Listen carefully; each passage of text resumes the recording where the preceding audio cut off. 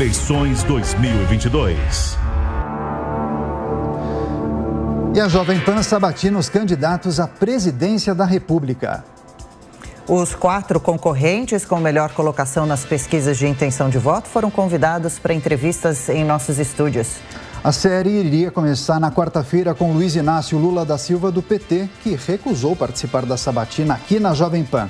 Ontem, o sabatinado foi o candidato Ciro Gomes, do PDT. Hoje estamos recebendo a candidata pelo MDB, Simone Tebet. Tudo bem, candidata? Obrigada pela participação. Seja muito bem-vinda à Jovem Pan. Bom dia Daniel, bom dia Adriana, bom dia a todos que estão nos acompanhando na Jovem Pan. Prazer muito grande poder participar dessa sabatina. Muito bom dia, candidata. Essa entrevista terá 1 hora de duração. É importante lembrar que a ordem foi definida por sorteio na presença dos representantes das campanhas. No dia 29 de agosto, segunda-feira que vem, a Jovem Pan fará a sabatina com o presidente da República e candidato à reeleição, Jair Bolsonaro, do PL.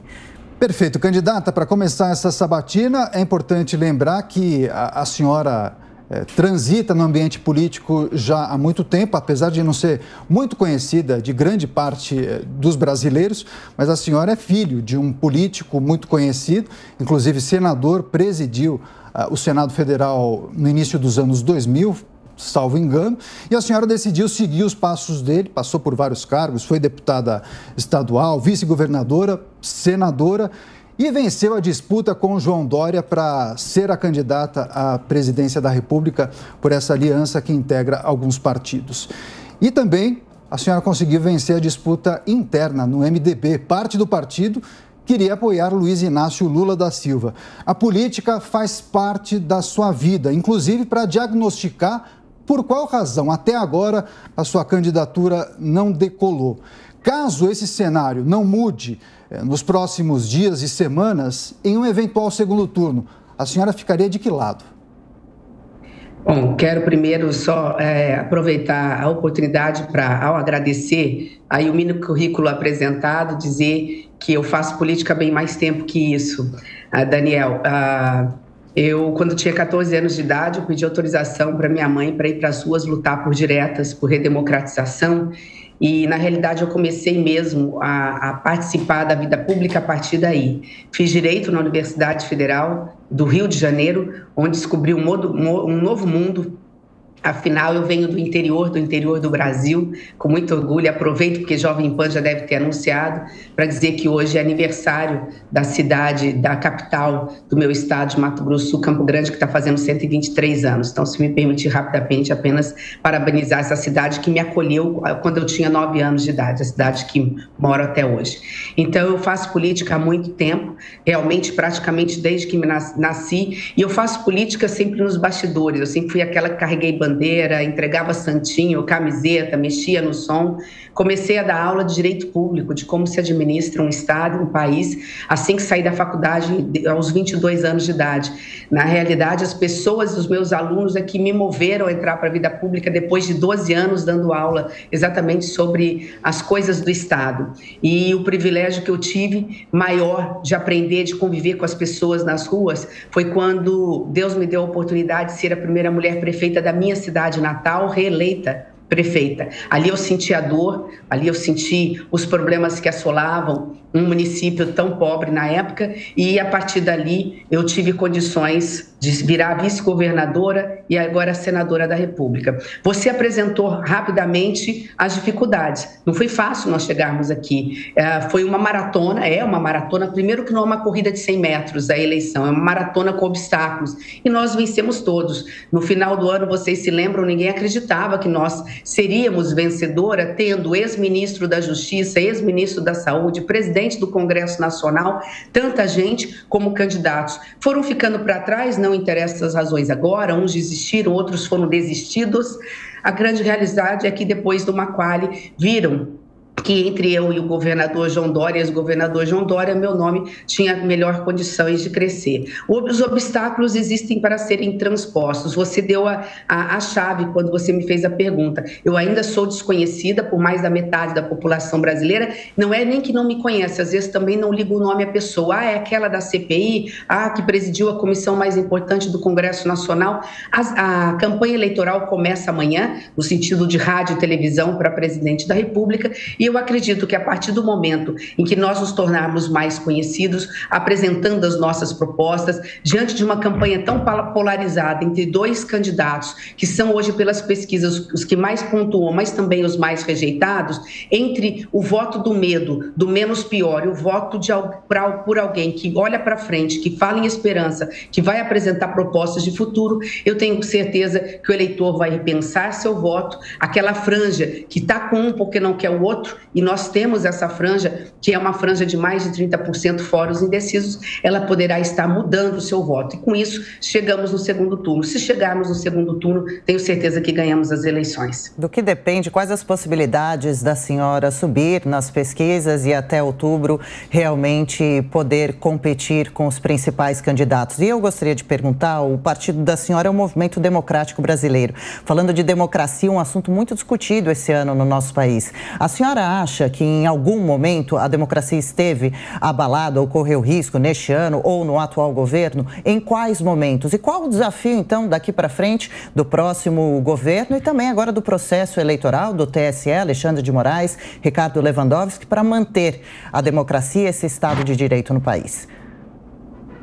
Vamos lá. Meu partido é o maior partido do Brasil, realmente. Mas as pessoas se enganam quando falam que a força do partido está no governador ou na cúpula do partido. Nós só temos 3 governadores. A maior força do MDB, ela vem da base e vem do chão. Nós temos o maior número de prefeitos, vice-prefeitos, vereadores e vereadoras. E é com este movimento. Nós temos, por exemplo, o prefeito da capital, São Paulo, que inclusive esteve no nosso palanque, está no nosso palanque, está nos ajudando e é nosso colaborador. Nós temos ainda que dividindo o palanque, é natural, isso é a democracia, o palanque do estado, maior estado da Federação Brasileira, que é o estado de São Paulo. Então a campanha começa agora, eu não tenho dúvida que nós temos chances de crescer. E sim, eu acredito sim, Adriana, que a democracia em determinado momento ficou abalada, ameaçada não, mas abalada por crises artificiais do atual presidente da República, que ao esconder a sua incapacidade de governar e resolver os problemas do Brasil, né, se esconde por trás de uma cortina de fumaça e fica criando fantasias em relação a resultados eleitorais e flerta, assim, com autoritarismo. Isso está ali, eu não preciso dizer, só buscar no Google as várias falas infelizes do presidente da República. E, quando na realidade ele tinha e tem que estar, esse é o dever do homem público, pronto para resolver os reais problemas do Brasil. Nós estamos falando de fome, nós estamos falando de miséria, nós estamos falando de desigualdade social, de inflação, de comida cara, de mais de 680 mil brasileiros que morreram com a Covid-19 e de corrupção. Nós estamos falando de orçamento secreto, 16 bilhões de reais, que está faltando para comprar vacina, para comprar remédio no posto, para pagar um médico para fazer uma cirurgia, né? E denúncias, sim, no Ministério da Educação, com tratores superfaturados. Então, diante dessa situação, eu tenho, para mim, que sim, as instituições estão fortes, e só por estarem fortes é que nós não temos ameaça de nenhuma tentativa de golpe. Não vejo isso como algo no horizonte, isso eu não vejo, mas não vejo porque nós temos um judiciário forte, ainda que com equívocos, ninguém diz que não há, nós temos um Congresso Nacional vigilante e atuante e a população não quer saber de ditadura, porque ela sabe que a democracia que me dá liberdade de ir e vir, é que dá liberdade, nós podemos estar conversando aqui, da imprensa ser livre, questionar qualquer candidato e o eleitor a cada 4 anos ir para as urnas e decidir os seus destinos, quem é que ele quer que seja o próximo, a próxima presidente da República. Você me fez várias perguntas em uma, mas a grosso modo é isso. Eu entendo sim que o presidente Bolsonaro cometeu alguns equívocos com algumas falas infelizes em relação à questão democrática, mas as instituições souberam no tempo certo dar a sua devida resposta. Eu daria um exemplo só para não prolongar, porque nós estamos aqui para falar de Brasil, né? Falar de futuro, falar de propostas, mas 7 de setembro Eu estava em Brasília, eu sei o que aconteceu. Eu estava em Brasília 7 de setembro do ano passado. Simone Tebet, candidata do MDB à presidência da República, participando de sabatina aqui na Jovem Pan News. Candidata, também participam dessa sabatina os comentaristas do grupo Jovem Pan, Roberto Mota, Amanda Klein e José Maria Trindade. Peço justamente a pergunta de José Maria Trindade. Por favor, Zé, bem-vindo. Perfeito, muito bom dia, senadora, bom dia a todos. Senadora, a candidatura é um pacote. Eu confesso que, elogio, inclusive, eu confesso que não esperava que a sua candidatura chegasse até esse ponto, que já é uma grande vitória, sim, né? Articular um partido como o PMDB, hoje, né, chamado de MDB. E, como tal, ser um pacote carrega toda a carga, né? Ônus e bônus do grupo político. Eu queria perguntar para a senhora, muito se fala em corrupção do PT, mas o MDB, do PMDB, carrega também essa chaga, né? A vida inteira no governo e houve denúncias, inclusive a apresentação de um processo no Supremo chamado Quadrilhão do MDB. A pergunta é, a senhora carrega mesmo essas forças do velho MDB, do PMDB e agora MDB de novo? E se é possível fazer uma campanha assim, sem estar atrás ali dos tradicionais, dos grandes líderes políticos do país e antigos? Bom, primeiro, bom dia, Zé Maria Trindade, é um prazer novamente falar com você e muito obrigada pela pergunta, porque basta olhar a fotografia, né? O meu MDB é o MDB de Ulisses, de Tancredo, de Mário Covas, do meu pai, é o MDB de Pedro Simão e Jarbas Vasconcelos, já ainda vivos e atuantes, mesmo Pedro Simão estando no Rio Grande do Sul. Este é o meu MDB e eu não preciso nem me delongar. Repito, basta olhar na história e acessar a internet. Eu fui para o embate contra Renan Calheiros para ser candidata à presidência do Senado, inclusive perdi. As figuras que você fala dos escândalos, e é verdade, né? Triste Brasil, que tem que escolher entre o escândalo do Mensalão, do Petrolão do PT, que teve a participação de parte do MDB, sim. Triste Brasil, que tem que escolher entre o escândalo do Mensalão e do Petrolão do PT e o escândalo da educação, do orçamento secreto do atual governo. É contra este Brasil que a vida inteira eu não só denunciei esses escândalos, e eu denuncio, mas é contra esse tipo de Brasil que eu luto. E é por isso que eu quero ser presidente da República. A foto recente é muito clara, essas pessoas e esses personagens não estão comigo.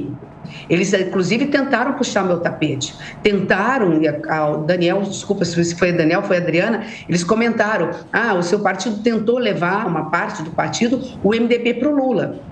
E foi a minha candidatura, e foi a minha persistência, a minha resiliência, a minha coragem para dizer não.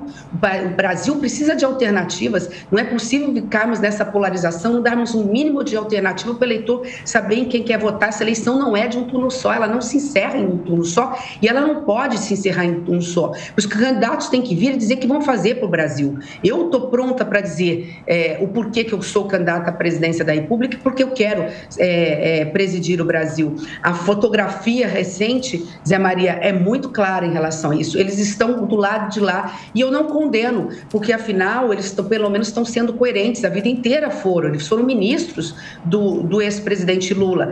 Nós nunca tivemos na mesma base. Eu fui candidata agora à presidência do Senado, me perdi para o orçamento secreto e com aval, inclusive, esse orçamento do governo federal, e eles não estavam comigo. Então eu fico muito tranquila para falar que a minha candidatura também é uma candidatura de fazer ressurgir o maior partido de centro do Brasil, ao lado do PSDB, do Cidadania e do Podemos, porque nós somos uma frente democrática.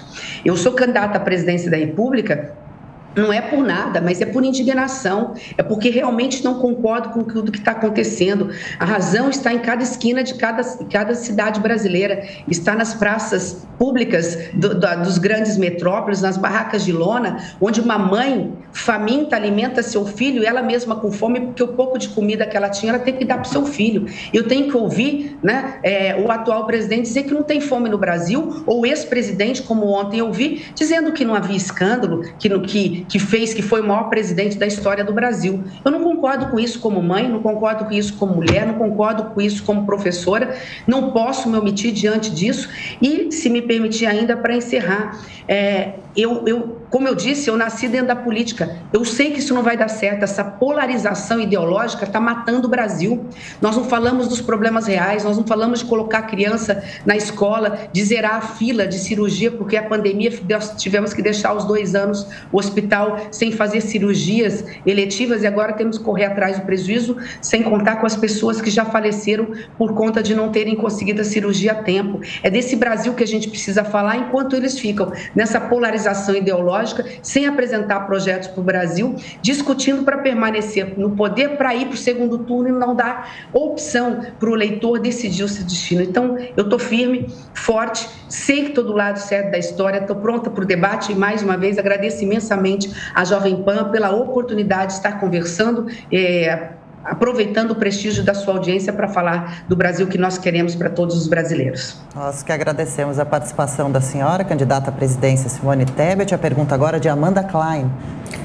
Senadora, bom dia, um prazer falar com a senhora. Senadora, vamos falar então de propostas concretas. Eu achei interessante cotejar e comparar biografias. A senhora jogou aí o orçamento secreto. Eu vi uma participação da senhora ontem em outra sabatina, quando fez uma comparação do orçamento secreto e disse que aquilo virou um duto de corrupção, talvez até maior do que o Petrolão. E ontem outro candidato, o ex-presidente Lula, comparou de novo mensalão com orçamento secreto. A senhora é senadora, acompanha o dia a dia do Congresso Nacional, como vê o orçamento secreto? A senhora pretende acabar com o orçamento secreto? E não é só dar mais transparência. Na verdade, isso pode ter virado, sim, um duto de corrupção, como a senhora falou, alguns casos de corrupção, inclusive, já foram noticiados pela imprensa, e outra, consome hoje 1/3 dos gastos discricionários, o que é grave num país que tem um orçamento extremamente engessado e não pode usá-lo para fazer investimentos e para ter um projeto mais amplo de país, e isso precisa ser liderado pela presidência da República. O que a senhora pretende fazer? Amanda, bom, você já adiantou bastante, então eu vou, porque eu concordo com tudo que você falou, vou para frente. Só fazendo aqui uma observação. O primeiro passo é a transparência, pegar uma caneta e exigir, através de uma portaria, né, de um ato administrativo, que todos os ministros coloquem no portal da transparência todos os gastos dos ministérios, especialmente deste orçamento secreto. Se ele é secreto, ele tem alguma coisa errada, né? Se tudo tem que ser público, que o dinheiro é do povo, é ele que paga o imposto, ele tem que saber quem é que pediu a emenda para o presidente, para onde foi esse dinheiro, como foi esse dinheiro, se esse dinheiro chegou.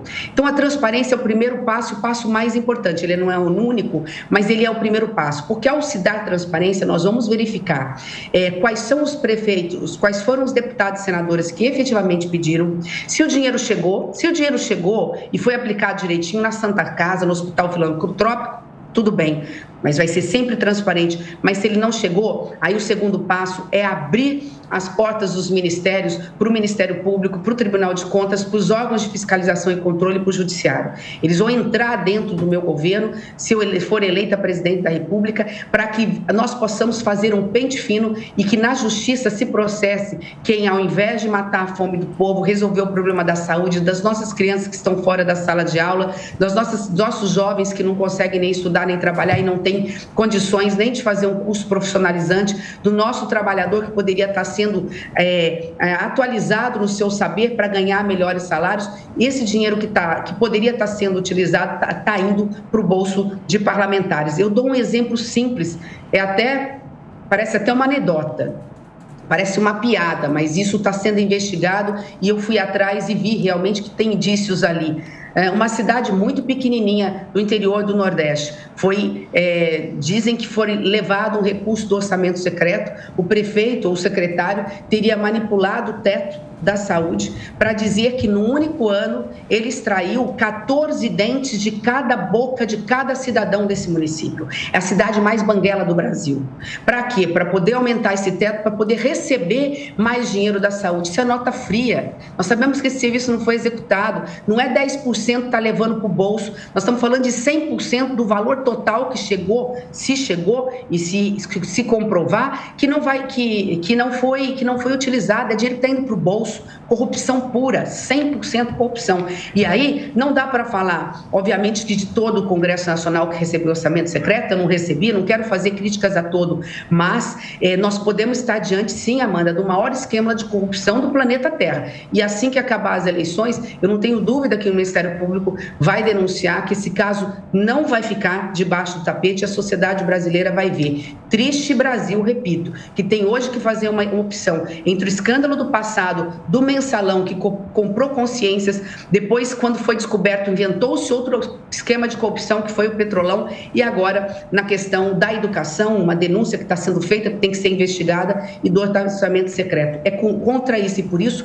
que eu me apresento como candidata à presidência da República, porque a corrupção mata, a corrupção tira dinheiro daquilo que o povo precisa para viver e para sobreviver. Basta ver que, com base nessa corrupção e falta de dinheiro, o ano passado nós não fizemos casas para famílias que ganham até um salário mínimo e meio. Foi cortado, contingenciado, 98% do orçamento para habitação no Brasil. São mães cheias de filhos que apanham todo dia, apanham dia sim, dia não, muitas vezes dos seus companheiros, e tem que tem uma triste opção de apanhar calada, sob pena ou de sair, né, ser expulsa de casa com seus filhos e passar fome. Esse tipo de Brasil que está errado, é contra isso que eu me indigno, que eu me revolto, e muito triste, porque passaram 30 anos e hoje a gente vê os indicadores sociais voltando para o passado, os indicadores sociais do mapa da fome, da miséria, da desigualdade, da inflação. As minhas filhas nasceram e hoje eu tive que explicar recente o que era inflação, porque elas não sabiam, né, na prática o que era. A inflação é o imposto mais cruel do trabalhador. Ele trabalha 12 meses para pagar os seus impostos e ainda tem que deixar mais da metade da sua renda mensal no supermercado para comer, porque a inflação hoje chega na cesta básica a mais de 2 dígitos. Agora seguimos com a pergunta de Roberto Mota. Bom dia, senadora. Eu gostaria de falar sobre o Brasil Real. Anteontem, um grupo de empresários acordou com a Polícia Federal batendo na porta deles por ordem do STF. Eles foram acusados do crime de manifestar opiniões em um grupo de WhatsApp. Eles tiveram a privacidade de suas casas violada, as contas bancárias bloqueadas, as redes sociais canceladas e a reputação manchada. Opinião não é crime em democracia. Nenhum desses empresários tem foro privilegiado. A Procuradoria-Geral da República diz que não foi envolvida previamente a essa operação. E os empresários foram incluídos em um inquérito que já estava aberto, que tinha sido aberto de ofício. Como a senhora, que é advogada e senadora, avalia esse acontecimento? Obrigada, Roberto. Bom, primeiro, foi bom que você incluiu a questão do foro privilegiado. Eu sou contra o foro privilegiado. Nós aprovamos no Senado, acho que, não sei se chegou aí foi só na CCJ ou se chegou aí para o plenário do Senado. Eu acredito que sim, que acho que agora ela está na Câmara dos Deputados. Sou contra o foro privilegiado, a não ser, obviamente, em 3 casos muito específicos, que por uma questão de proteção de Estado. Mas deputado, senador, não tem que ter foro privilegiado, porque não tem nem caneta na mão administrativa, não tem razão de segurança nacional ou de interesse nacional. Em relação ao judiciário, a instância superior do Brasil, eu não conheço o processo internamente, sou a favor da livre manifestação, sou contra qualquer tipo de censura, acho que as redes sociais e a sociedade têm que se expressar livremente, inclusive na sua opinião, mas a liberdade não pode ser absoluta, a liberdade ela tem um limite, que é o limite da própria Constituição. Nesse caso específico, se foi extrapolado o limite da Constituição ou não, eu não sei dizer, o processo de alguma forma também se encontra em sigilo, eu não poderia me manifestar até como advogada que sou fora desses autos. Como política que sou, eu prezo como regra pela liberdade de expressão. Acho sim que num determinado momento nós vamos ter que discutir fake news, não para punir quem distribui fake news, porque muitas vezes é um tio, um avô, uma pessoa que está distribuindo, é ver lá na raiz quem é que fabrica fake news com o interesse de manchar a imagem ou a honra de alguém, mas isso é uma outra história que a próprio Código Penal Penal já tem a tipificação para isso, né? Você pode, o seu direito termina onde começa o do outro e a sua liberdade de expressão, ela termina a partir do momento que você comete um crime contra a honra de alguém. Se você cometer um crime de calúnia, de difamação ou de injúria, obviamente, na vida real ou no mundo virtual, você pode ser processado por isso. Então, são duas coisas distintas. O problema do Poder Judiciário hoje não é diferente do problema do Legislativo e do Executivo. Nós temos hoje, lamentavelmente, uma desarmonia entre os poderes. Os poderes, embora independentes hoje, estão com os ânimos acirrados. É preciso pacificar o Brasil até nesse sentido. A nossa candidatura representa isso, a moderação, o equilíbrio, o diálogo, chegar para dizer, olha, vamos arrumar essa casa, porque hoje você tem a politização da justiça, mas antes disso, Roberto, há uma judicialização da política. Tudo a gente leva para a justiça. Nós não conseguimos resolver os nossos problemas, a política se resolve dentro da política. Nós não temos que levar para o judiciário qualquer coisa e ficar judicializando a política, ou aí você coloca na mão do judiciário, que não tem a vivência para isso, para julgar decisões políticas. Começa por aí, eu acho que o erro também começa dentro da política. A política está judicializando demais e mandando para a justiça questões que poderiam resolver. E elas só vão se resolver quando nós realmente voltarmos a ter um país pacífico, moderado, com diálogo, com equilíbrio, que não crie crises artificiais e não acirre os ânimos, possa voltar os olhos para as reais problemas do Brasil. E eu repito, o real problema do Brasil se chama desemprego. O desemprego que está levando à fome, à miséria, à desigualdade, né? Muitas vezes a política e um presidente da República, que às vezes ao falar alguma coisa infeliz, cria uma instabilidade, uma insegurança no Brasil. O dólar sobe, a bolsa cai, tudo no Brasil está dolarizado, a gente compra o pãozinho, o trigo é importado, o arroz que a gente come é importado e as pessoas que mais precisam, que praticamente só sobrevivem, só tem o salário para comer, acaba não tendo um mínimo de condições de viver dignamente. Mas essa é uma questão, repito, sem jamais fugir da tua pergunta, Roberto, nós temos que aguardar a justiça e obviamente, no encadear do processo, vai vir à luz se houve ou não excesso, se há ou não abuso de autoridades públicas do Poder Judiciário. Estamos recebendo a candidata do MDB à presidência da República, Simone Tebet, aqui no Jornal da Manhã. Candidata, a senhora é muito identificada com o setor agro, setor esse que tem batido recorde atrás de recorde e se notabilizou especialmente na pandemia. Mas, naturalmente, o setor agro tem estimulado o debate em relação ao desenvolvimento sustentável do setor, também a preservação das florestas e a demarcação e a regularização das terras indígenas. Claro que esse tema é muito complexo, mas eu queria que brevemente a senhora nos dissesse como pretende gerir essas três questões, que estão, claro, interligadas, né?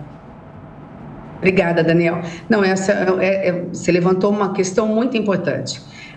O Brasil precisa parar com o ou e colocar mais e na conta, né? Não é meio ambiente ou agronegócio, não é segurança pública ou direitos humanos, é uma coisa e outra. Nós temos que unir o Brasil novamente em todas as questões. Na questão do agronegócio, o agronegócio brasileiro é sustentável, sim. A gente não pode generalizar, mas também não podemos colocar as exceções dentro do processo para contaminar um setor que é o único setor que está colocando minimamente comida na mesa do povo brasileiro, que exporta e alimenta 800 milhões de pessoas no planeta Terra, que faz com isso com que a cadeia produtiva gere milhões e milhões de empregos diretos e indiretos no Brasil. Nós não podemos acabar com a imagem do agronegócio, porque nós temos sim grileiros, mineradores ilegais, invasores de área pública, invasores de áreas indígenas na Amazônia Legal e alguns biomas brasileiros. Mas eles não representam o agro, eles são 0,01% e eles são bandidos. Ou são milicianos, ou são bandidos, ou é PCC na Amazônia, ou são pessoas que querem desmatar, ficar ali depois de 5 anos ir no Congresso Nacional, como sempre fazem, para falar assim, não, vamos mudar o arco do desmatamento, vamos jogar para dentro para legalizar uma área que nunca foi dele. Ele invadiu, ele destruiu, ele expulsou, muitas vezes, um ribeirinho, ele toma conta ali na base da arma e depois de 3, 4 anos derruba a árvore, vende essa árvore para fora, enriquece com isso. Aí ele fala, não, agora eu quero legalizar. Vai no Congresso e fala, olha, vamos mudar o espaço aqui da área considerada floresta e vamos jogar para dentro para eu ficar com essa área.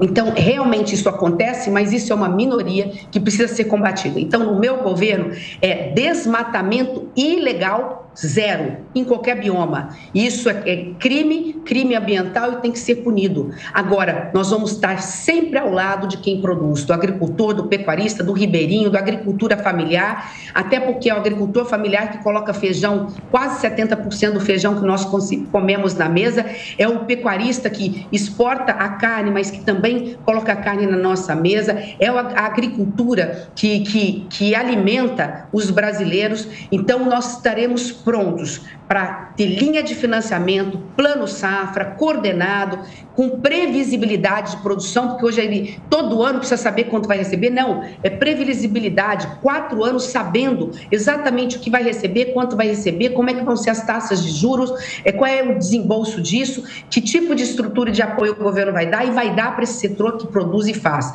Agora, seremos rigorosos no que se refere à preservação ambiental. Eu dou só um exemplo, não quero adiantar demais a conversa em relação a isso, mas é importante lembrar nesse episódio que o agronegócio no meu estado, Mato Grosso do Sul, Paraná, até chegando no Rio Grande do Sul, que é esse miolo, teve um prejuízo de 60 bilhões de reais esse ano, os 2 últimos anos, por conta da falta de chuva que vem da Amazônia. Então, nós não precisamos ter medo de falar que temos que proteger a Amazônia ou produzir, não, são as duas coisas. O que tem de área para ser expandida, temos condições através da Embrapa de produzir mais dentro da nossa área. Eu venho do agro, minha família é do agro, eu defendo o agro, mas eu sou radicalmente contra derrubar uma única ave de forma ilegal. É possível integrar lavoura, pecuária e floresta. Isso faz bem para o Brasil, vai trazer dinheiro vivo, são dólares, são bilhões de dólares. E não é para dizer, porque eles querem vir para ocupar a Amazônia, não, a Amazônia é nossa.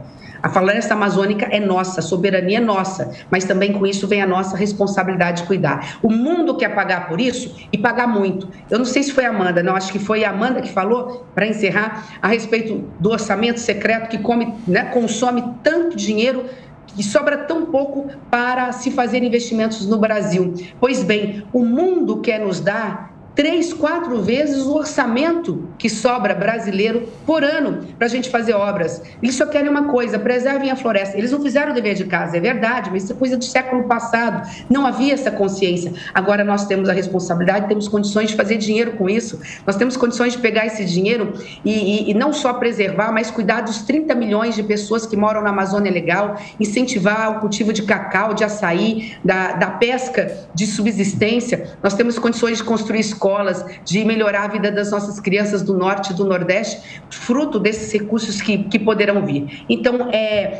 com este intuito de unir os diferentes, mostrando que não somos tão diferentes assim, que eu me proponho a ser presidente da República. Candidata, a discussão sobre urnas eletrônicas está encerrada no país? Ou a senhora acha que poderia ser implementado o sistema de comprovante de votos para tranquilizar a parte da população que se sente com maior desconfiança? O que garante essa segurança, se sim, na opinião da senhora? Há pouco a senhora comentava sobre o 7 de setembro do ano passado, em Brasília. Como foi, ao seu ver, e qual a expectativa da senhora para esse ano? Existe a possibilidade do resultado do dia 30 não ser respeitado em outubro? De trás para frente, não. Eu acredito que as instituições democráticas estão firmes, que nós vamos ter o resultado das urnas obedecido. Eu mesmo entrei com um documento, fui acho que a primeira coligação a entrar com um documento no TSE, dizendo que nós vamos estar fazendo uma campanha limpa, pacífica, né? Até como mulher, nós vamos estar ali ponderando, pedindo equilíbrio, moderação, no momento em que os ânimos estão acirrados e que a violência não pode imperar no Brasil, porque não é isso que o povo brasileiro quer e nem precisa. Então, nós apresentamos um documento manifestando o respeito aos resultados das urnas, nós vamos respeitar os resultados das urnas e vamos estar defendendo os resultados, o resultado resultado, ou os resultados são vários, e a democracia brasileira. Em relação às urnas eletrônicas, eu mesma já tive dúvida em relação a ela. Quando foi em 2015, eu e a maioria do Congresso Nacional, nós tínhamos aprovado uma mini reforma eleitoral partidária. E ali foi incluído, a gente não fez um projeto separado, talvez esse tenha sido o nosso erro, a gente incluiu ali a questão do voto impresso. E não tivemos condições de debater. Depois da votação, houve o veto, nós fomos convencidos, houve várias audiências públicas, 7 anos se passaram, 3 eleições, 2 para municipal e uma para presidente da República. O atual presidente da República foi eleito com a urna eletrônica e nós fomos convencidos, eu mesmo não sabia, eu sou da era analógica, que as urnas eletrônicas não estavam ligadas no sistema internacional da internet, portanto não havia possibilidade de hacker entrar, porque não estava no sistema integrado. Fiquei totalmente convencida, como praticamente a maioria absoluta dos membros do Congresso Nacional. Confio nas urnas eletrônicas, nos resultados, e nada é tão bom que não possa ser melhorado. De 7 anos para cá, já foram feitos vários aprimoramentos, e eu tenho certeza que a Justiça, sim, sempre que a tecnologia o permitir, o estará fazendo. Mas as urnas são seguras, o eleitor pode ficar tranquilo, até porque nós tivemos 3 eleições, mesmo depois do questionamento, e nunca tivemos nenhum problema. Nunca ninguém questionou, por exemplo, que depois do questionamento anterior, nunca ninguém questionou, por exemplo, o resultado das urnas que levaram o presidente Bolsonaro à vitória. O 7 de setembro deve ser tranquilo esse ano? O que a senhora viu ano passado em Brasília? Eu espero que sim. Agora, girando os nossos comentaristas, mais uma rodada, começando com José Maria Trindade. Perfeito. Olha, candidata, um grande debate que está nos bastidores do Congresso Nacional é sobre a posição do Supremo Tribunal Federal, que visivelmente se hipertrofiou ali na Praça dos Três Poderes. Eu converso com alguns líderes que falam, depois das eleições, fazer um rearranjo. Não é acabar com o Supremo, mas restabelecer poderes, né? Um grande jurista me disse o seguinte: se você ler a Constituição, você vai entender que a justiça no Brasil ganhou poderes especiais na Constituição de 88. E isso provocou uma doença que está sendo chamada de juizite aguda, né? São juízes no interior do país que dominam cidades e definem onde o prefeito coloca um ponto de ônibus ou uma escola e assim por diante. E chega ao Supremo Tribunal Federal com esta operação que o Roberto Mota mostrou aqui contra empresários, né? Até hoje os advogados não têm acesso aos autos, ou seja, há um desequilíbrio. A pergunta é: até que ponto a senhora se compromete como presidente da República, né, apostar, incentivar uma mudança nesse sentido, uma mudança constitucional nesse sentido? Maria, não só me comprometo, como já fiz. Eu participei de várias vezes de debates. Vocês sabem que eu fui a primeira mulher a presidir a comissão mais importante do Congresso Nacional, que é onde mexe com as emendas constitucionais. E ali nós ajudamos a construir um texto considerável, um avanço. Pode não ser o ideal, mas um avanço. Não sei se está parado no Senado, já aprovamos na CCJ, ou se está parado na Câmara. Teria que verificar. Onde nós estabelecemos mandato de 10 anos para ministros do Supremo Tribunal Federal. Acho que é um grande passo. Da mesma forma, como entendo, por conta dessa discussão da prisão de segunda instância, se deve ou não, que a saída seria e será você tirar o poder de corte criminal do Supremo Tribunal Federal. Não tem sentido o Supremo julgar crimes. O papel do Supremo é julgar a constitucionalidade ou não de uma lei. Se um parlamentar faz uma lei, o Congresso Nacional aprova e é inconstitucional, ou mesmo diante de determinadas instâncias, se discutir a constitucionalidade ou não, se aquele tipo de conduta está dentro da Constituição ou não. Mas na Carta Criminal, o Brasil é um dos únicos países do mundo em que a Suprema Corte julga crimes de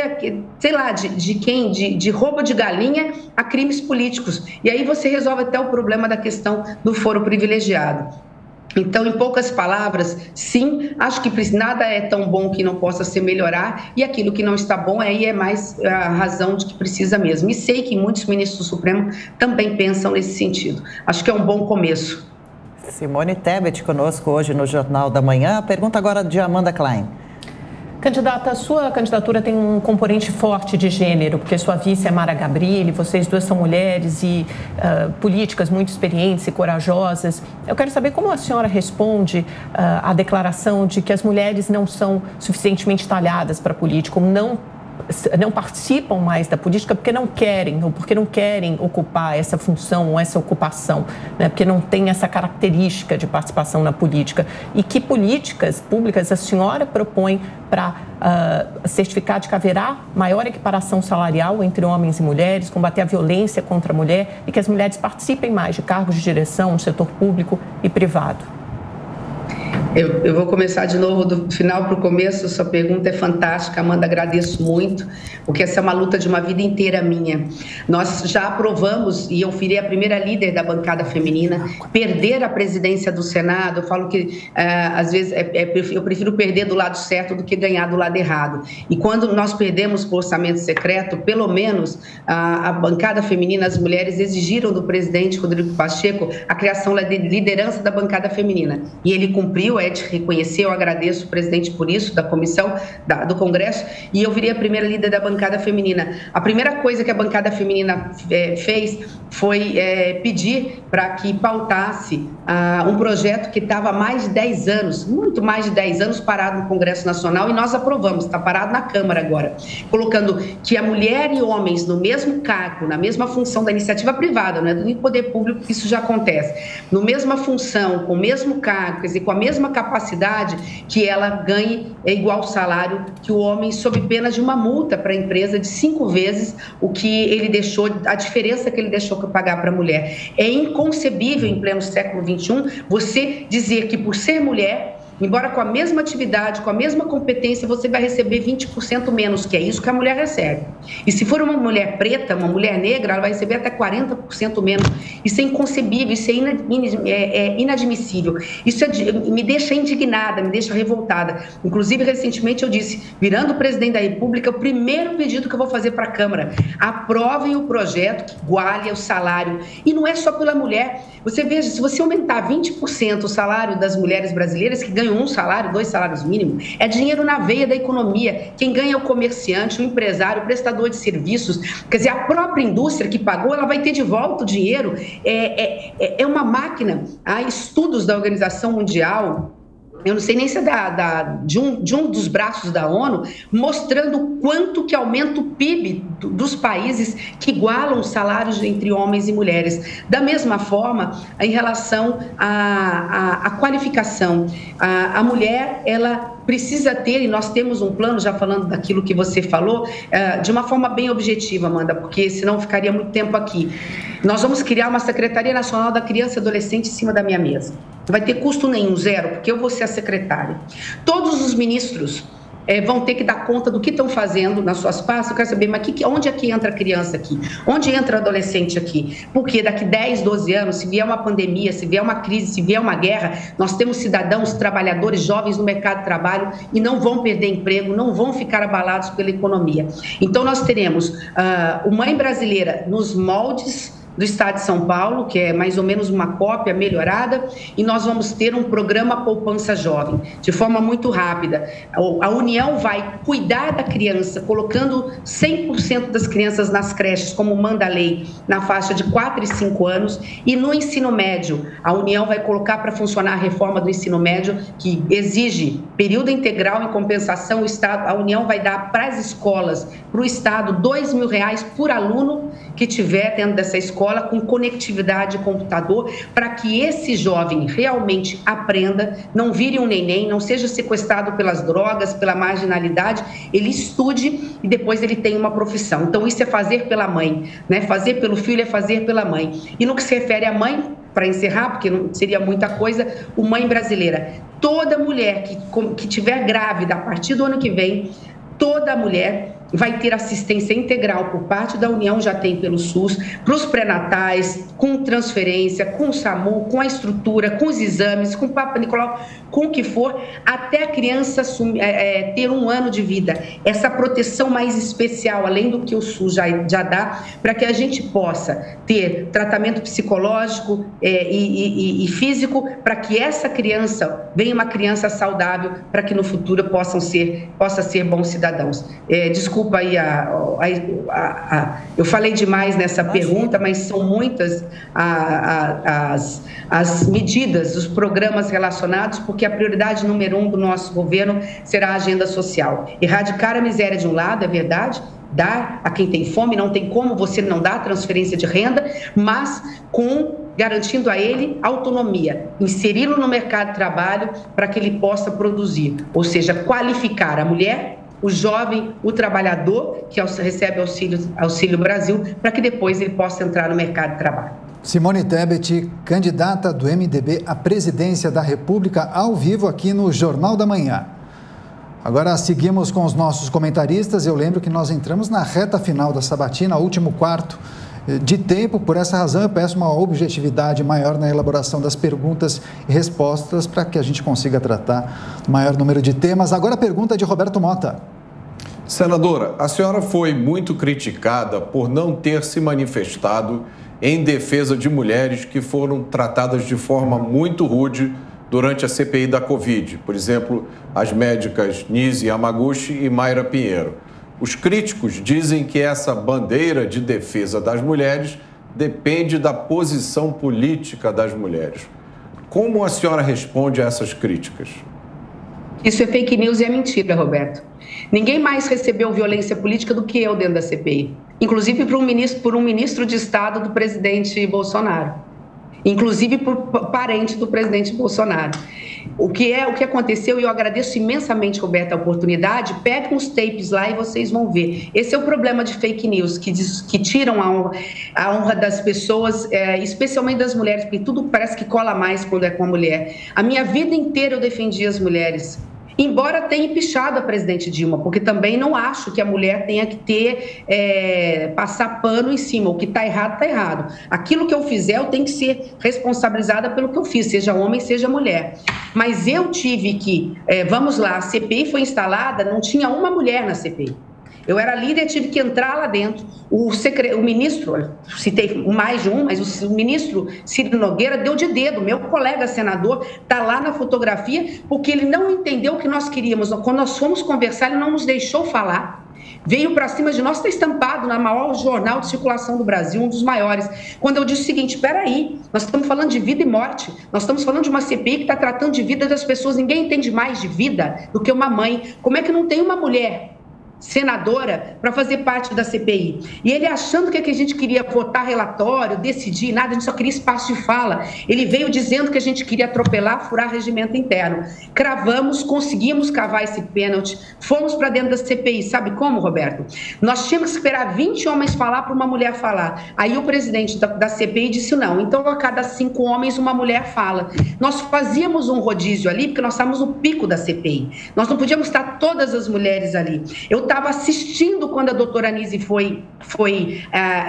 recebeu vítima, teve uma violência política, e teve, eu não nego isso, inclusive encontrei com ela outro dia no festival de Okinawa, uma festa belíssima em São Paulo, nos cumprimentamos normalmente, e aí ela foi, eu liguei e perguntei para a Leila, que estava de plantão, porque, veja, nós fazíamos plantão para poder entrar na CPI, pois foi mais fácil, porque nós não tínhamos espaço de fala. Falei para a Leila, você está vendo o que está acontecendo aí, não estão deixando a doutora Nise falar. Ela correu do corredor que ela estava chegando, ela sentou e se pronunciou. Então, assim, agradeço imensamente, porque eu admito tudo na minha vida, eu só não admito injustiça, especialmente numa pauta que para mim é muito séria. A mulher tem que ser tratada com respeito. Eu não concordo com a cloroquina, eu não concordo com o posicionamento da doutora Nise, mas eu vou defender até a morte, como dizia Voltaire ou seja lá quem foi, porque há uma discussão em relação a isso, até a morte o direito dela defender o que ela pensa. Agora, nós mulheres somos assim,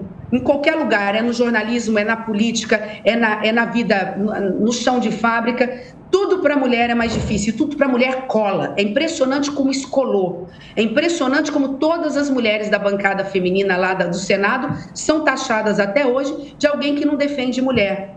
Ou eu, porque eu empichei a Dilma, eu sou considerada alguém que não defendeu a mulher, como se mulher fizer algo errado, ela tem que ser punida. Mas nós não podemos também ser tratadas de forma vamos dizer assim, de forma desigual em relação a esses assuntos. Lamento, desculpa o desabafo, agradeço de novo, Roberto, pela oportunidade que você me deu de explicar. Se não fosse dessa forma, a doutora Anise não olhava na minha cara, não me cumprimentaria na rua como me cumprimentou recentemente. Estamos recebendo Simone Tebet, candidata do MDB à presidência da República. Candidata, durante a atual gestão do presidente Jair Bolsonaro, nós vimos uma certa insatisfação de parte da classe artística com as ações tomadas, sobretudo em relação à extinção propriamente do Ministério, mas também as mudanças na Lei Rouanet. Havia, segundo o governo, distorções aí. Artistas consagrados recebiam cachês altíssimos via Lei Rouanet. Caso a senhora seja eleita, a senhora pretende promover mudanças na área da cultura, recriar o ministério? Gostaria que a senhora respondesse de maneira breve, por favor. Bem objetiva, claro, obrigada. Sim, um erro não justifica o outro. Havia excessos, precisavam ser coibidos? Sim, mas isso não significa que você vai matar a cultura do Brasil. Um povo sem cultura é um povo sem passado, sem história. Quem não tem passado e história não tem futuro. Cultura é arte, cultura é música. Quem é que vive sem música? Cultura é cinema, cultura é teatro, cultura é pintura, cultura é poesia, cultura é livro. Quem é que vive sem livro? Quem é que vive sem literatura? Se não fosse o livro, eu não estava aqui, não saberia falar, não teria aprendido. É preciso recuperar o Ministério da Cultura sem ideologia. O Ministério da Cultura é para servir o povo. Você tem a Lei Rouanet, que capta recursos das empresas para grandes espetáculos, que geram emprego através do turismo. Você traz, às vezes, até grandes espetáculos internacionais para vir para o Brasil e criados por aqui, mas você tem também um Fundo Nacional da Cultura, que é para a base, que é para o chão, que é para o pequenininho. Então, você tem a Lei Paulo Gustavo, você tem a lei agora Aldir Blanc. Todo esse conjunto vai ter que ter dinheiro, terá dinheiro para atender a cultura do povo. Eu quero ver o povo apresentando a sua arte, né? E sem discriminação e sem ideologia. Cultura não tem dono, cultura não tem lado, cultura é vida, cultura é futuro. Eu sou professora, eu não tenho como ser professora e não defender a cultura brasileira. Então, o Ministério da Cultura vai ser recriado. Simone Tebet participando de Sabatina hoje conosco aqui na Jovem Pan.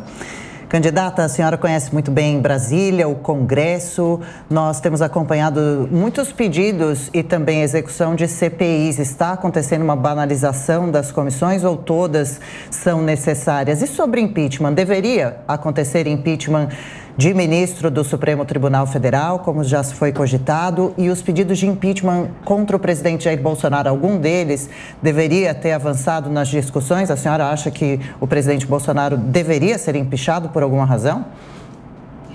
Hoje não, nós estamos às vésperas de uma eleição.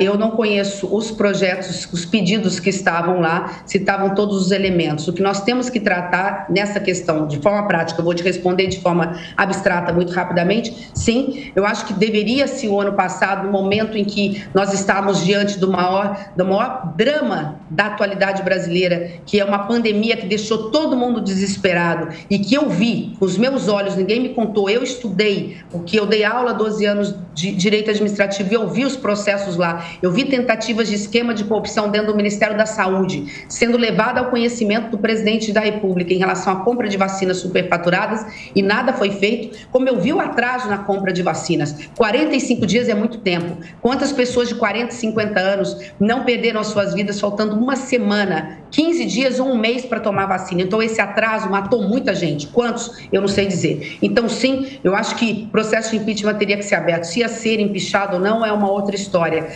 Então, era a favor da abertura do processo de impeachment contra o presidente, agora não mais, estamos às vésperas de uma eleição. Acho sim que da mesma forma como o presidente pode ser empichado, o ministro do Supremo também pode, teoricamente. No caso concreto, não sei quais foram os pedidos, eu não estava numa CPI do Judiciário, não teve, então não saberia dizer no caso concreto em relação a isso. Mas também advogo que nós estamos falando de um processo de uma lei do impeachment de 1900 e bolinha, de 1950. Passaram-se aí 70 anos, um pouquinho mais. É preciso analisar, atualizar e rever a lei de impeachment no Brasil. Eu acho que você me fez mais uma pergunta que eu acabei no meio da... Justamente sobre as CPIs também. As CPIs e os impeachments do Supremo e do presidente Bolsonaro. Sobre a CPI o quê? Desculpa. Se são excessivas ou todas necessárias, se está acontecendo uma banalização de pedidos de comissões especiais. A Constituição permite o que basta ver, que a CPI é um direito das minorias, é um dos poucos direitos das minorias na democracia. Se você tem assinatura, se você tem o fato determinado, jurídico, e você tem a vontade política, você protocola os pedidos. A própria Constituição e o regimento, ele já prevê um limite de CPIs exatamente para poder não banalizar. Eu acho que CPI é uma forma de esclarecer a sociedade brasileira do que está acontecendo, seja no meu governo, seja no governo da oposição ou da situação, é um direito constitucional das minorias e a própria política se rearranja. Por exemplo, houve vários pedidos, mas hoje não tem nenhum pedido instalado. A política é assim, pedir dentro dos limites da Constituição e depois a mesa diretora, numa conversa com os próprios líderes, verificam quais são prioritários, quais não são, quais devem ser instalados ou não. A única coisa, isso é importante dizer para encerrar, é que não é um ato discricionário do presidente do Senado.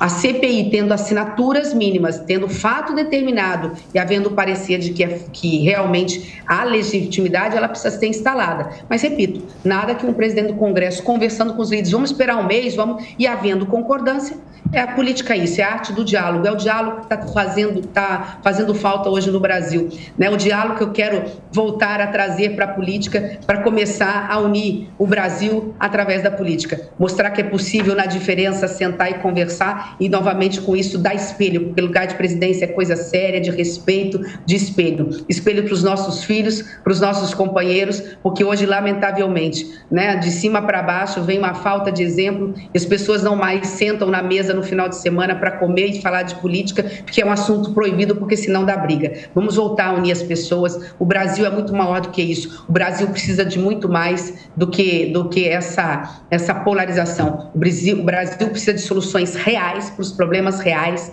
do povo brasileiro. A sabatina aqui na Jovem Pan News, ao vivo com Simone Tebet, do MDB. Rapidamente, a última questão de José Maria Trindade. Por favor, Zé. Eu queria saber, senadora, sobre o agronegócio, né? Olhando o desempenho do PIB, a gente vê que o agronegócio hoje tomou uma proporção muito grande, né? Na sua visão, o agronegócio está recebendo vantagens do governo, está sendo beneficiado ou depende de demandas do governo? Como é que a senhora vê esse quadro? Maria, não, foi muito boa a sua pergunta, que me permite fazer uma relação ainda aqui rápida, a gente tem pouco tempo, com a questão da indústria. Porque o agro deu certo, a indústria brasileira regrediu nos últimos 15 anos. Ele participava de 20% do PIB, né? E aí isso, de repente, foi desmoronando. Né? Por que isso? Porque o agro fez o dever de casa, ele soube pedir a coisa certa para o governo federal. Quero linha de financiamentos a juros mais baixos para poder produzir, como é no mundo. O mundo subsidia o agronegócio, porque é um pouco diferente da indústria. Você não tem previsibilidade se vai chover, se vai ter um terremoto, se vai ter um tsunami, se vai ter alguma coisa, né, em relação à safra, se vai ter uma praga. Então, dentro dessa situação, nós estamos bem assistidos com plano safra, com implementos agrícolas, com tratores para agricultura familiar. Nós avançamos muito. O que está faltando, né, jamais tirar do agro, porque senão o povo não come. É o contrário, é dar essa mesma visão macro, né, de organização de uma política de Estado, não uma política de governo, não é deste governo, eu estou criticando o que passou lá atrás, para o setor industrial. Porque o setor industrial é o único que vai fazer o Brasil voltar a crescer e gerar emprego. Porque a indústria, o agro é importante para colocar comida na mesa. Ele gera emprego na zona rural, uma parte na cidade. Mas quem pode gerar mesmo emprego de qualidade, com carteira, salários melhores e carteira de salário, e tirar da informalidade, é o setor industrial. O setor industrial precisa de 4 coisas, rapidamente. Que o Estado rasgue esse Brasil de obras de infraestrutura, ferrovias, rodovias duplicadas, portos, aeroportos, na mão da iniciativa privada, ou seja, que os leilões aconteçam com maior celeridade para que a produção fique mais rápida e mais barata para a indústria competir. Segundo, uma reforma tributária que simplifique, que tire a carga da pessoa jurídica para que o produto do empresário brasileiro possa competir lá fora, para que não venham só produtos de fora competindo, da China, da Ásia, com os produtos brasileiros, quebrando as nossas indústrias. E mais 2, o trabalhador precisa ter produtividade. Por isso que eu falei que é dever de casa. Será meu dever, se for eleita presidente da República, cuidar da educação, porque aí nós teremos uma educação de qualidade no ensino médio, que esse jovem já entra para o mercado de trabalho com produtividade. A produtividade do trabalhador brasileiro é 1/4 da americana e metade da coreana. O trabalhador da Coreia, ele é 2 vezes mais produtivo que o do Brasil. E, por fim, inovação. A União entrar com recursos de inovação, tecnologia e inovação, porque quem faz inovação hoje no Brasil, 60% é a indústria. Essa parceria para inventar robôs, eu tenho certeza, só para encerrar, que os seus microfones ou muitas das coisas que vocês usam, vocês importam. Imagina, é uma ferramenta de trabalho tão simples, da tela do computador ao microfone, e é produzido fora do país, sendo que nós temos uma juventude trabalhadora que tem criatividade, que tem talento. Então é nesse sentido que eu acho que a gente tem que fazer. Melhorar é o setor industrial, jamais tirar do setor do agronegócio. Candidata à presidência da República pelo MDB, Simone Tebet, a senhora tem a partir de agora 1 minuto para falar diretamente com o público da Jovem Pan para suas considerações finais. Queria agradecer imensamente a oportunidade, dizer que quero ser presidente da República. Quando me perguntam, a resposta está em cada esquina de cada canto da nossa cidade. Nas barracas de lona, na fome, na miséria, da desigualdade social, na falta de casas, na falta de uma educação de qualidade. E sei que, antes de tudo, o nosso campo é o único campo capaz de pacificar o Brasil. Sem paz, sem união, o Brasil não vai voltar a crescer, não vai gerar emprego, não vai gerar renda e não vai combater a inflação. E assim, com amor e com coragem, que nós podemos e vamos juntos reconstruir o Brasil. Reconstruir com coragem, com experiência, com trabalho, com amor. Muito obrigada. Simone Tebet, candidata do MDB à presidência da República, agradecemos demais pela participação nessa sabatina. Boa sorte à senhora, bom dia e volte mais vezes à Jovem Pan News. Eu que agradeço. Obrigada. Obrigada, senhora. Lembrando que na próxima segunda-feira, dia 29, a sabatina aqui no Jornal da Manhã é com o presidente da República, Jair Bolsonaro, do PL, que tenta a reeleição neste ano.